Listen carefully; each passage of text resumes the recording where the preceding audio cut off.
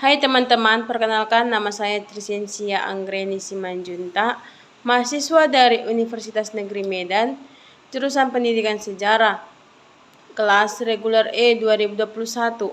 Di sini saya akan mereaksi satu video yang berjudul Nasib Prajurit TNI Trikora tertangkap Belanda 1962 Pembebasan Irian Barat oleh Henry Teja. Oke, langsung saja kita reaction videonya, check it out.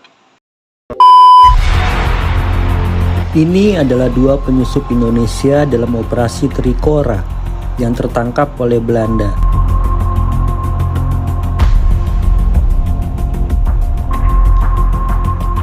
Mereka dikawal menuju kamp militer dan dipamerkan kepada awak media.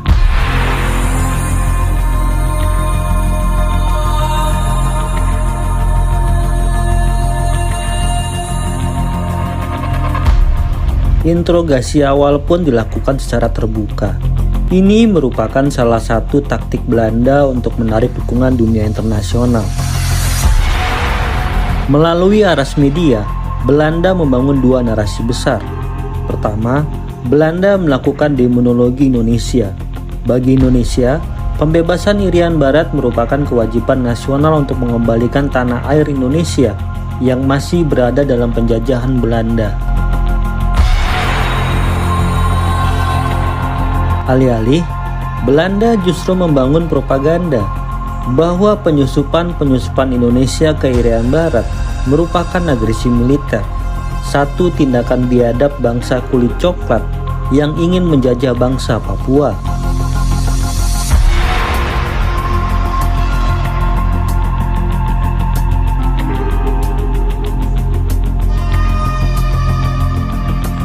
Dalam upaya ini, Belanda pun tidak segan-segan memamerkan perlengkapan tempur penyusup Indonesia yang berhasil dirampas.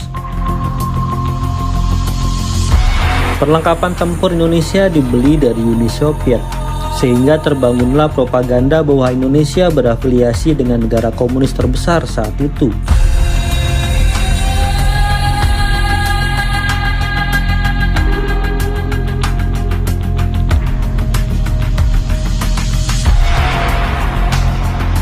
Harapannya, kedekatan Indonesia dan Uni Soviet ini bisa menarik simpati bangsa-bangsa Barat, terutama Amerika Serikat, yang sedang mencoba mengerem demam merah di seantero dunia.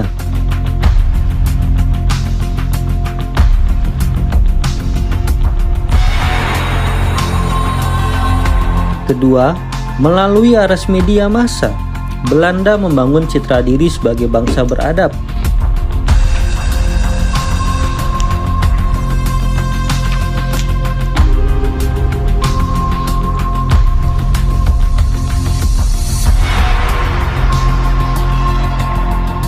Bahwa Belanda mengurus para relawan maupun prajurit Indonesia yang tertangkap saat menyusup ke Irian Barat sesuai Konvensi Jenewa.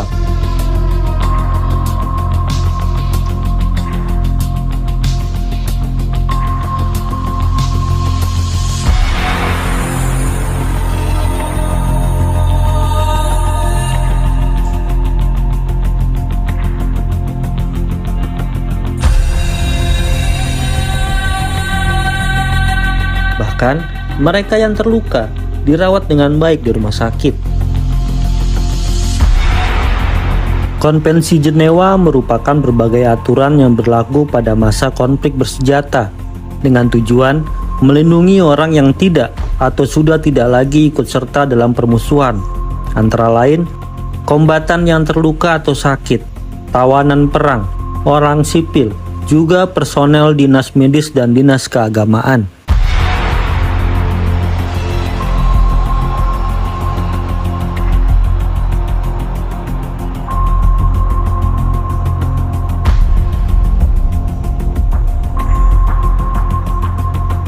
Di atas kertas, para tahanan ini diperlakukan sesuai Konvensi Jenewa.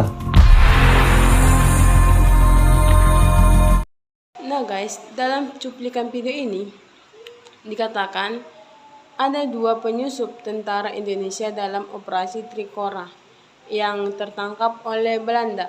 Mereka dibawa ke markas Belanda yang disaksikan oleh awak media yang akan diinterogasi.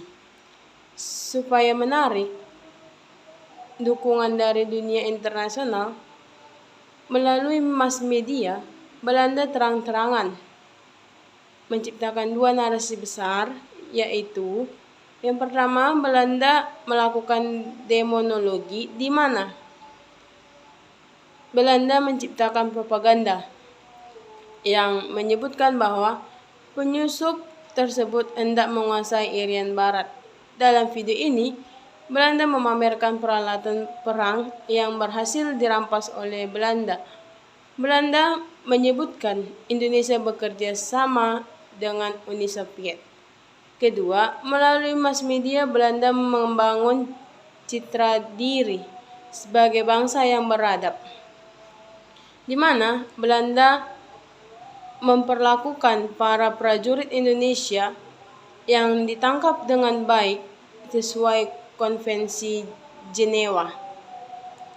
Relawan dan tentara yang luka diobati dan dirawat sampai sembuh.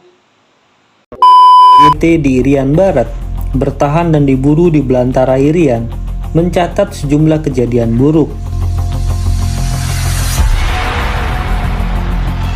Ada kisah tentang sejumlah tentara yang dirawat lukanya, namun begitu mereka sembuh, barulah dihajar habis-habisan mulai dari dipukul popor senapan hingga dicambuk.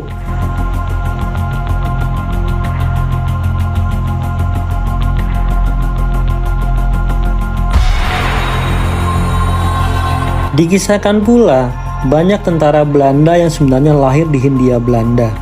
Mereka fasih berbahasa Jawa, Sunda, Ambon, atau Manado. Mereka sering memaki-maki para tahanan, juga menghina presiden.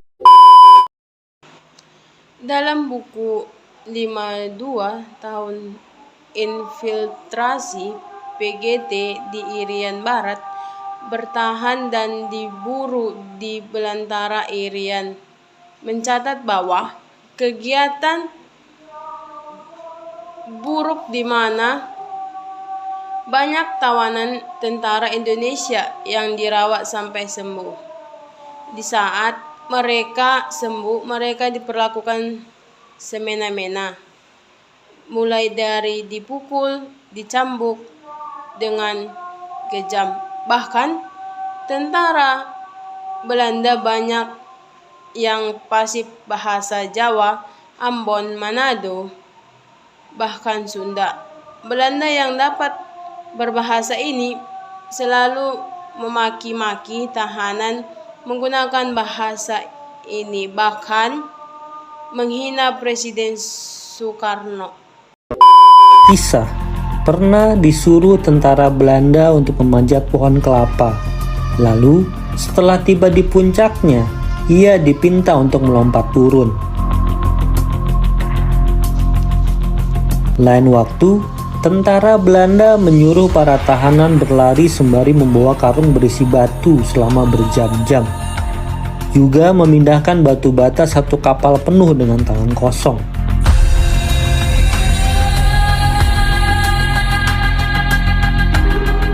Lain waktu, seorang tentara Belanda memberondong sel penjara yang ditempati Kopral Udara Sugondo pada suatu malam.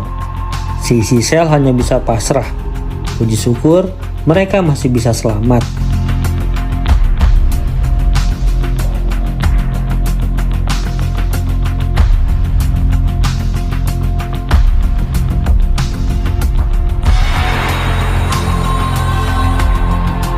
Jika ada kabar tentara Belanda yang tewas, para tawanan akan dijadikan bulan-bulanan rekan-rekannya. Jika datang penyelidik PBB atau jurnalis, para tawanan dipaksa berbohong bahwa mereka sudah diperlakukan sebagai tawanan perang sesuai Konvensi Jenewa.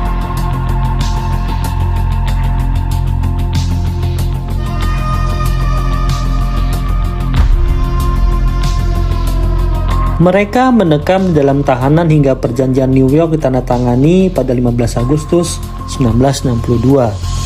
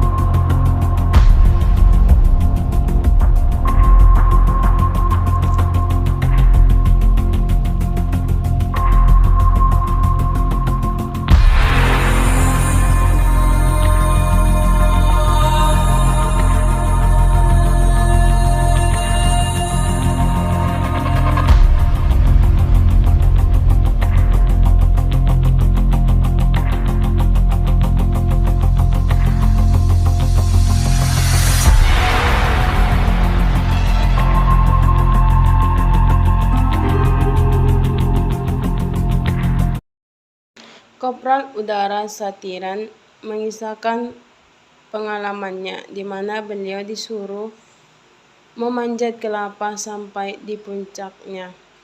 Setelah itu, beliau disuruh lompat turun. Selanjutnya, tentara disuruh berlari dengan membawa karung berisi batu selama berjam-jam hingga memindahkan batu bata dari satu kapal penuh dengan tangan kosong. Lain waktu, seorang tentara Belanda memberondong sel penjara yang ditempati Kopral Udara Sugondo pada malam hari. Seisi sel hanya bisa pasrah. Puji syukur mereka masih bisa selamat. Jika ada tentara Belanda yang tewas, tahanan tentara Indonesia dijadikan bulan-bulan oleh tentara Belanda.